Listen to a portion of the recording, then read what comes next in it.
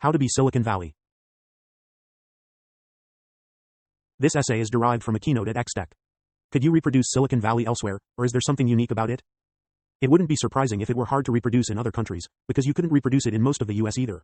What does it take to make a Silicon Valley even here? What it takes is the right people. If you could get the right 10,000 people to move from Silicon Valley to Buffalo, Buffalo would become Silicon Valley. 1. That's a striking departure from the past. Up till a couple decades ago, geography was destiny for cities.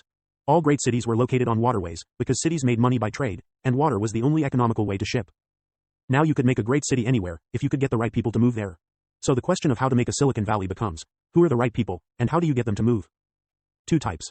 I think you only need 2 kinds of people to create a technology hub, rich people and nerds. They're the limiting reagents in the reaction that produces startups, because they're the only ones present when startups get started. Everyone else will move. Observation bears this out. Within the US, towns have become startup hubs if and only if they have both rich people and nerds. Few startups happen in Miami, for example, because although it's full of rich people, it has few nerds. It's not the kind of place nerds like. Whereas Pittsburgh has the opposite problem, plenty of nerds, but no rich people. The top US computer science departments are said to be MIT, Stanford, Berkeley, and Carnegie Mellon.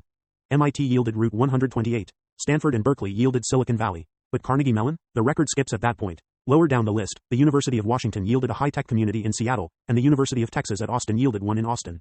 But what happened in Pittsburgh? And in Ithaca, home of Cornell, which is also high on the list. I grew up in Pittsburgh and went to college at Cornell, so I can answer for both. The weather is terrible, particularly in winter, and there's no interesting old city to make up for it, as there is in Boston. Rich people don't want to live in Pittsburgh or Ithaca, so while there are plenty of hackers who could start startups, there's no one to invest in them. Not bureaucrats. Do you really need the rich people? Wouldn't it work to have the government invest in the nerds? No, it would not. Startup investors are a distinct type of rich people. They tend to have a lot of experience themselves in the technology business. This, A, helps them pick the right startups, and B, means they can supply advice and connections as well as money.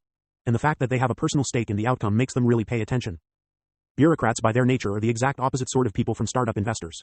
The idea of them making startup investments is comic. It would be like mathematicians running Vogue, or perhaps more accurately, Vogue editors running a math journal. 2. Though indeed, most things bureaucrats do, they do badly. We just don't notice usually, because they only have to compete against other bureaucrats. But as startup investors they'd have to compete against pros with a great deal more experience and motivation. Even corporations that have in-house VC groups generally forbid them to make their own investment decisions. Most are only allowed to invest in deals where some reputable private VC firm is willing to act as lead investor. Not buildings. If you go to see Silicon Valley, what you'll see are buildings. But it's the people that make it Silicon Valley, not the buildings. I read occasionally about attempts to set up technology parks in other places, as if the active ingredient of Silicon Valley were the office space. An article about Sophia Antipolis bragged that companies there included Cisco, Compaq, IBM, NCR, and Nortel. Don't the French realize these aren't startups? Building office buildings for technology companies won't get you a Silicon Valley, because the key stage in the life of a startup happens before they want that kind of space. The key stage is when they're 3 guys operating out of an apartment. Wherever the startup is when it gets funded, it will stay. The defining quality of Silicon Valley is not that Intel or Apple or Google have offices there, but that they were started there. So if you want to reproduce Silicon Valley, what you need to reproduce is those 2 or 3 founders sitting around a kitchen table deciding to start a company. And to reproduce that you need those people. Universities. The exciting thing is, all you need are the people. If you could attract a critical mass of nerds and investors to live somewhere, you could reproduce Silicon Valley. And both groups are highly mobile. They'll go where life is good. So what makes a place good to them? What nerds like is other nerds. Smart people will go wherever other smart people are. And in particular, to great universities. In theory there could be other ways to attract them, but so far universities seem to be indispensable. Within the US, there are no technology hubs without first-rate universities, or at least, first-rate computer science departments. So if you want to make a Silicon Valley, you not only need a university, but one of the top handful in the world. It has to be good enough to act as a magnet, drawing the best people from thousands of miles away. And that means it has to stand up to existing magnets like MIT and Stanford. This sounds hard. Actually it might be easy. My professor friends, when they're deciding where they'd like to work, consider one thing above all, the quality of the other faculty. What attracts professors is good colleagues. So if you manage to recruit, en masse, a significant number of the best young researchers, you could create a first-rate university from nothing overnight. And you could do that for surprisingly little. If you paid 200 people hiring bonuses of $3 million apiece, you could put together a faculty that would bear comparison with any in the world. And from that point the chain reaction would be self-sustaining. So whatever it costs to establish a mediocre university, for an additional $500 million or so you could have a great one. 3. Personality. However, merely creating a new university would not be enough to start a Silicon Valley. The university is just the seed. It has to be planted in the right soil, or it won't germinate. Plant it in the wrong place, and you just create Carnegie Mellon. To spawn startups, your university has to be in a town that has attractions other than the university. It has to be a place where investors want to live, and students want to stay after they graduate. The two like much the same things, because most startup investors are nerds themselves. So what do nerds look for in a town? Their tastes aren't completely different from other people's, because a lot of the towns they like most in the US are also big tourist destinations: San Francisco, Boston, Seattle. But their tastes can't be quite mainstream either, because they dislike other big tourist destinations, like New York, Los Angeles, and Las Vegas. There has been a lot written lately about the creative class. The thesis seems to be that as wealth derives increasingly from ideas, cities will prosper only if they attract those who have them. That is certainly true. In fact, it was the basis of Amsterdam's prosperity 400 years ago. A lot of nerd tastes they share with the creative class in general. For example, they like well-preserved old neighborhoods instead of cookie-cutter suburbs, and locally owned shops and restaurants instead of national chains. Like the rest of the creative class, they want to live somewhere with personality. What exactly is personality? I think it's the feeling that each building is the work of a distinct group of people. A town with personality is one that doesn't feel mass-produced. So if you want to make a startup hub, or any town to attract the creative class, you probably have to ban large development projects. When a large tract has been developed by a single organization, you can always tell. 4. Most towns with personality are old, but they don't have to be. Old towns have two advantages. They're denser, because they were laid out before cars, and they're more varied, because they were built one building at a time. You could have both now. Just have building codes that ensure density, and ban large-scale developments. A corollary is that you have to keep out the biggest developer of all, the government. A government that asks, how can we build a Silicon Valley, has probably ensured failure by the way they framed the question. You don't build a Silicon Valley, you let one grow. Nerds. If you want to attract nerds, you need more than a town with personality. You need a town with the right personality. Nerds are a distinct subset of the creative class, with different tastes from the rest. You can see this most clearly in New York, which attracts a lot of creative people, but few nerds. 5. What nerds like is the kind of town where people walk around smiling. This excludes LA, where no one walks at all, and also New York, where people walk, but not smiling. When I was in grad school in Boston, a friend came to visit from New York. On the subway back from the airport she asked, why is everyone smiling? I looked and they weren't smiling. They just looked like they were compared to the facial expressions she was used to. If you've lived in New York, you know where these facial expressions come from. It's the kind of place where your mind may be excited, but your body knows it's having a bad time. People don't so much enjoy living there as endure it for the sake of the excitement.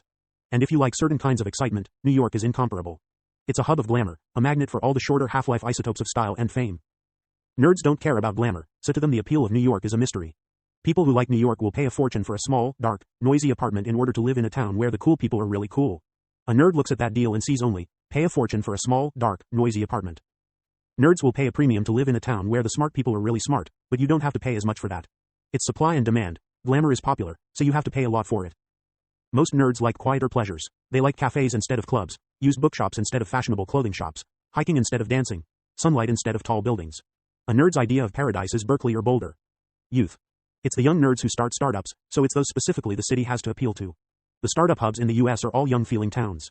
This doesn't mean they have to be new. Cambridge has the oldest town plan in America, but it feels young because it's full of students. What you can't have, if you want to create a Silicon Valley, is a large, existing population of stodgy people. It would be a waste of time to try to reverse the fortunes of a declining industrial town like Detroit or Philadelphia by trying to encourage startups. Those places have too much momentum in the wrong direction. You're better off starting with a blank slate in the form of a small town. Or better still, if there's a town young people already flock to, that one. The Bay Area was a magnet for the young and optimistic for decades before it was associated with technology. It was a place people went in search of something new, and so it became synonymous with California nuttiness. There's still a lot of that there. If you wanted to start a new fad, a new way to focus one's energy, for example, or a new category of things not to eat, the Bay Area would be the place to do it. But a place that tolerates oddness in the search for the new is exactly what you want in a startup hub, because economically that's what startups are. Most good startup ideas seem a little crazy. If they were obviously good ideas, someone would have done them already.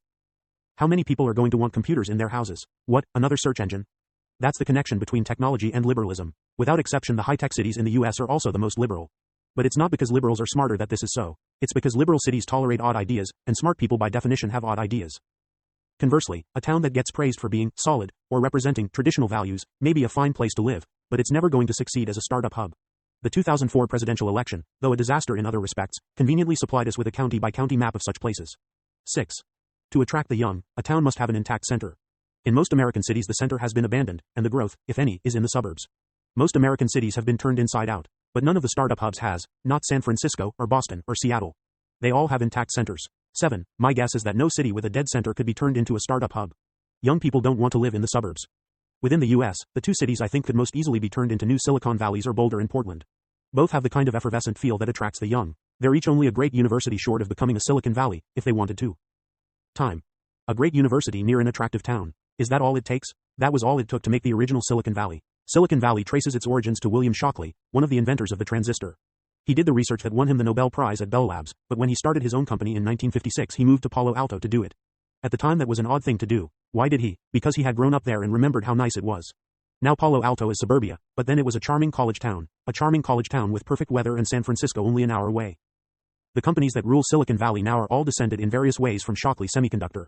Shockley was a difficult man, and in 1957 his top people, the traitorous eight, left to start a new company, Fairchild Semiconductor. Among them were Gordon Moore and Robert Noyce, who went on to found Intel, and Eugene Kleiner, who founded the VC firm Kleiner Perkins. 42 years later, Kleiner Perkins funded Google, and the partner responsible for the deal was John Doerr, who came to Silicon Valley in 1974 to work for Intel. So although a lot of the newest companies in Silicon Valley don't make anything out of silicon, there always seem to be multiple links back to Shockley. There's a lesson here. Startups beget startups. People who work for startups start their own. People who get rich from startups fund new ones. I suspect this kind of organic growth is the only way to produce a startup hub, because it's the only way to grow the expertise you need. That has two important implications. The first is that you need time to grow a Silicon Valley. The university you could create in a couple years, but the startup community around it has to grow organically. The cycle time is limited by the time it takes a company to succeed, which probably averages about 5 years. The other implication of the organic growth hypothesis is that you can't be somewhat of a startup hub. You either have a self-sustaining chain reaction, or not. Observation confirms this too. Cities either have a startup scene, or they don't. There is no middle ground. Chicago has the third largest metropolitan area in America. As a source of startups, it's negligible compared to Seattle, number 15. The good news is that the initial seed can be quite small. Shockley Semiconductor, though itself not very successful, was big enough. It brought a critical mass of experts in an important new technology together in a place they liked enough to stay. Competing. Of course, it would be Silicon Valley faces an obstacle the original one didn't. It has to compete with Silicon Valley. Can that be done? Probably. One of Silicon Valley's biggest advantages is its venture capital firms. This was not a factor in Shockley's day, because VC funds didn't exist. In fact, Shockley Semiconductor and Fairchild Semiconductor were not startups at all in our sense. They were subsidiaries of Beckman Instruments and Fairchild Camera and Instrument respectively. Those companies were apparently willing to establish subsidiaries wherever the experts wanted to live. Venture investors, however, prefer to fund startups within an hour's drive. For one, they're more likely to notice startups nearby, but when they do notice startups in other towns they prefer them to move. They don't want to have to travel to attend board meetings, and in any case the odds of succeeding are higher in a startup hub. The centralizing effect of venture firms is a double one. They cause startups to form around them, and those draw in more startups through acquisitions. And although the first may be weakening because it's now so cheap to start some startups, the second seems as strong as ever. 3 of the most admired Web 2.0 companies were started outside the usual startup hubs, but 2 of them have already been reeled in through acquisitions. Such centralizing forces make it harder for new Silicon Valleys to get started. But by no means impossible. Ultimately power rests with the founders. A startup with the best people will beat one with funding from famous VCs, and a startup that was sufficiently successful would never have to move. So a town that could exert enough pull over the right people could resist and perhaps even surpass Silicon Valley. For all its power, Silicon Valley has a great weakness. The Paradise Shockley found in 1956 is now one giant parking lot. San Francisco and Berkeley are great, but they're 40 miles away. Silicon Valley proper is soul-crushing suburban sprawl. It has fabulous weather, which makes it significantly better than the soul-crushing sprawl of most other American cities. But a competitor that managed to avoid sprawl would have real leverage. All a city needs is to be the kind of place the next traitorous eight look at and say, I want to stay here, and that would be enough to get the chain reaction started. Notes. 1. It's interesting to consider how low this number could be made. I suspect 500 would be enough, even if they could bring no assets with them. Probably just 30, if I could pick them, would be enough to turn Buffalo into a significant startup hub. 2. Bureaucrats manage to allocate research funding moderately well, but only because, like an in-house VC fund, they outsource most of the work of selection. A professor at a famous university who is highly regarded by his peers will get funding, pretty much regardless of the proposal. That wouldn't work for startups, whose founders aren't sponsored by organizations, and are often unknowns. 3. You'd have to do it all at once, or at least a whole department at a time, because people would be more likely to come if they knew their friends were. And you should probably start from scratch, rather than trying to upgrade an existing university, or much energy would be lost in friction. 4. Hypothesis. Any plan in which multiple independent buildings are gutted or demolished to be redeveloped as a single project is a net loss of personality for the city, with the exception of the conversion of buildings not previously public, like warehouses. 5. A few startups get started in New York, but less than a tenth as many per capita as in Boston, and mostly in less nerdy fields like finance and media. 6. Some blue counties are false positives, reflecting the remaining power of Democratic Party machines, but there are no false negatives. You can safely write off all the red counties. 7. Some urban renewal experts took a shot at destroying Boston's in the 1960s, leaving the area around City Hall a bleak wasteland, but most neighborhoods successfully resisted them. Thanks to Chris Anderson, Trevor Blackwell, Mark